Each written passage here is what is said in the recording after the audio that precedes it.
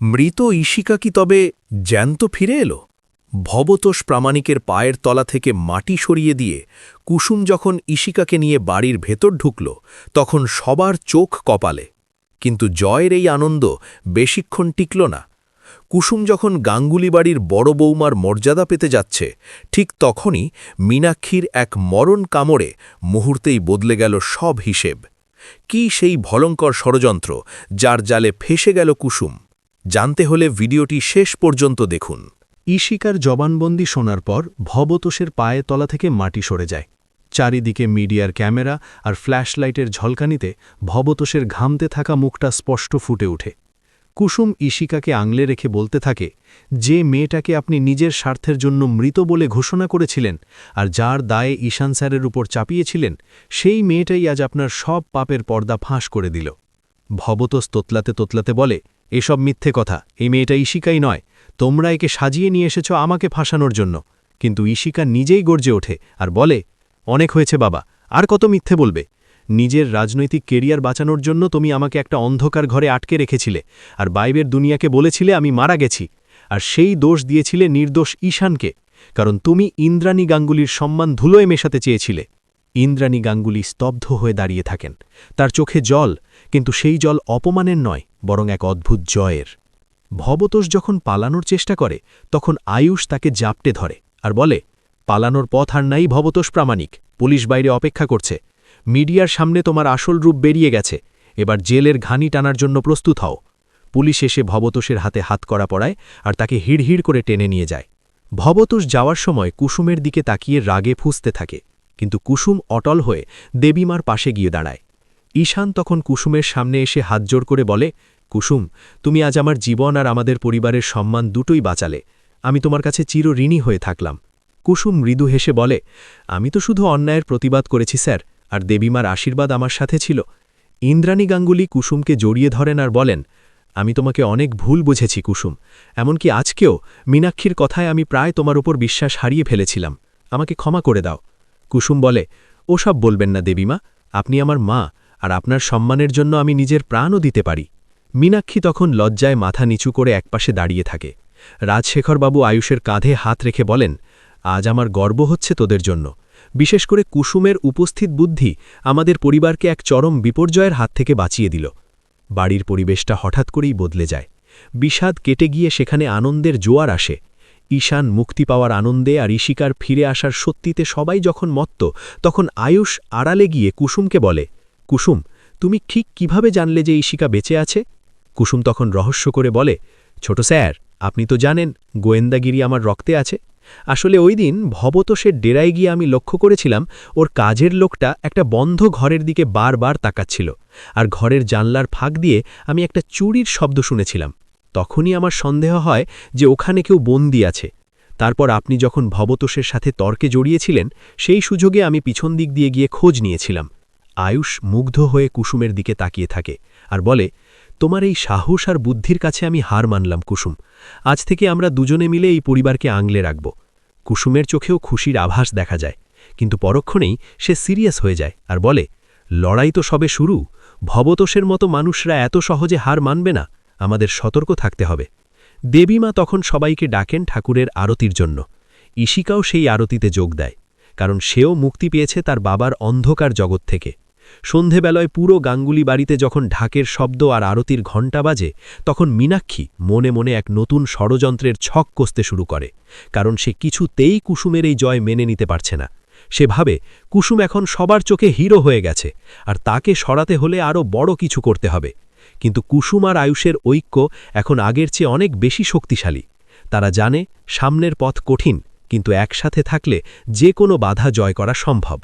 রাত্রিবেলা খাওয়ার টেবিলে ইন্দ্রাণী গাঙ্গুলি ঘোষণা করেন যে আগামীকাল কুসুম আর আয়ুষের জন্য একটা বিশেষ অনুষ্ঠানের আয়োজন করবেন তিনি, যেখানে তিনি কুসুমকে এই বাড়ির বড় বৌমার পূর্ণ মর্যাদা দেবেন।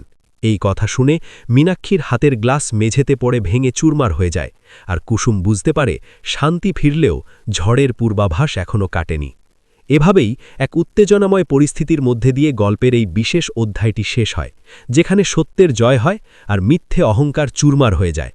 ভবতোষের মতো শয়তানের পতনে বাড়ির সবাই স্বস্তির নিঃশ্বাস ফেলে আর আগামী দিনের নতুন চ্যালেঞ্জের জন্য নিজেদের প্রস্তুত করে তোলে। ইন্দ্রাণী গাঙ্গুলির ঘোষণার পর সারা বাড়িতে যেন এক নিস্তব্ধতা নেমে আসে। মীনাক্ষীর হাতের ভাঙা কাচের শব্দটা সেই স্তব্ধতাকে আরও জোরালো করে তোলে।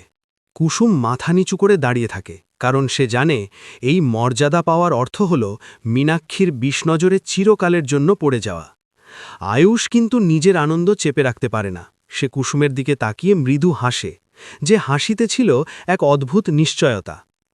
রাজশেখরবাবু ভাঙা কাচের দিকে তাকিয়ে কাজের লোককে ডাক দেন পরিষ্কার করার জন্য, আর মীনাক্ষীকে উদ্দেশ্য করে বলেন, কি হলো মীনাক্ষী বৌমা, হঠাৎ করে অমন চমকে উঠলে কেন?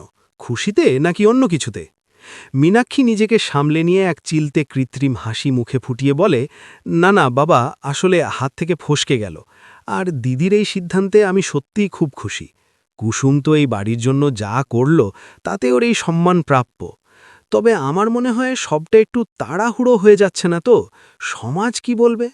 ইন্দ্রাণী গাঙ্গুলি কঠোর স্বরে বলেন, সমাজ কি বলবে সেটা আমি গত কয়েক ঘন্টায় বুঝে গেছি। যখন আমার ছেলের গায়ে মিথ্যে কলঙ্ক দেওয়া হয়েছিল, তখন এই সমাজ আর মিডিয়া আমাদের ছিঁড়ে খেতে এসেছিল। তখন একমাত্র কুসুমই বুক দিয়ে আমাদের আঁগলেছে। তাই সমাজ নয়, আমি আমার বিবেকের কথা শুনে এই সিদ্ধান্ত নিয়েছি। কুসুম তখন ধীর গলায় বলে, দেবীমা, আপনি আমাকে যে ভালোবাসা দিয়েছেন সেটাই আমার কাছে সবথেকে বড় পাওনা। এই সম্মানের মুকুট হয়তো আমি বইতে পারব না, আপনি শুধু আপনার আশীর্বাদ আমার মাথায় রাখুন। ইন্দ্রাণী গাঙ্গুলি এগিয়ে গিয়ে কুসুমের চিবুক ছুঁয়ে বলেন, অনেক হয়েছে কুসুম গাঙ্গুলি, এবার থেকে তুমি কুসুম গাঙ্গুলি, আর সেটাই এই বাড়ির শেষ কথা। আয়ুষ তখন কুসুমের কানের কাছে গিয়ে ফিসফিস করে বলে, ভয় পেও না কুসুম, আমি তো আছি তোমার পাশে।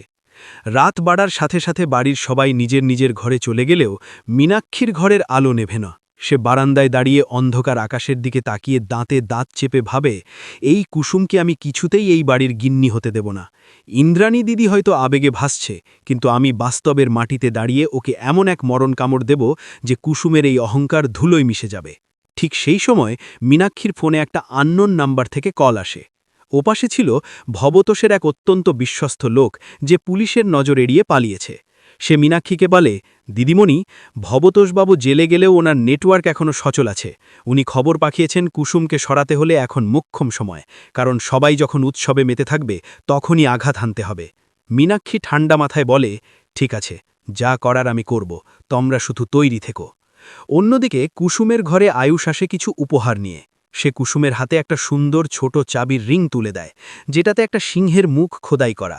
আয়ুষ বলে, এটা তোমার জন্য কুসুম, কারণ তুমি আমাদের বাড়ির সিংহী। কুসুম হেসে ফেলে আর বলে, ছোট স্যার, আপনিও না কী সব কাণ্ড করেন।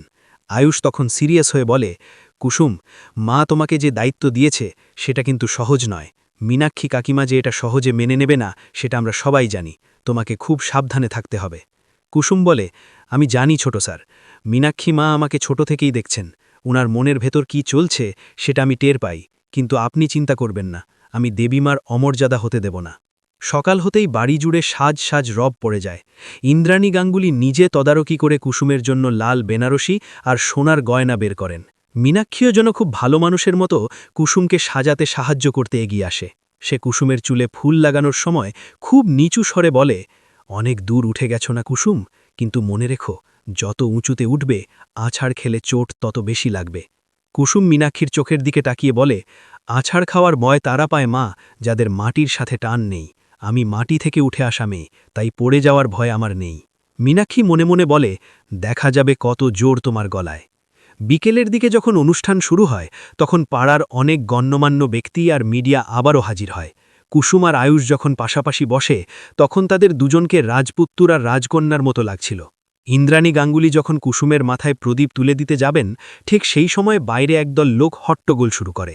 মিডিয়া ক্যামেরা ঘুরিয়ে নেয় গেটের দিকে। দেখা যায় এক বৃদ্ধা মহিলা জীর্ণ পোশাকে কাঁদতে কাঁদতে ভেতরে ঢুকছেন আর চিৎকার করে বলছেন, আমাকে আমার মেয়েকে ফিরিয়ে দাও, এই কুসুম আমার মেয়েকে মেরে ফেলেছে। সবাই অবাক হয়ে যায়।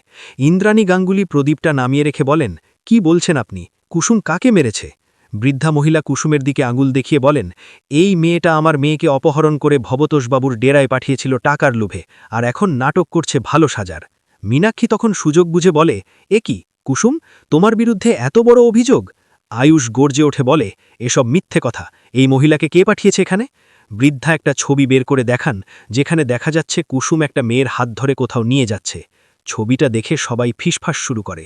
কুসুম স্তব্ধ হয়ে যায়, কারণ সে জানে এই ছবিটা আসল, কিন্তু প্রেক্ষাপট অন্য ছিল। সে আসলে ওই মেয়েটিকে বিপদ থেকে বাঁচিয়ে একটা নিরাপদ আশ্রমে নিয়ে গিয়েছিল, কিন্তু এখন সেটাকেই উল্টোভাবে পরিবেশন করা হচ্ছে।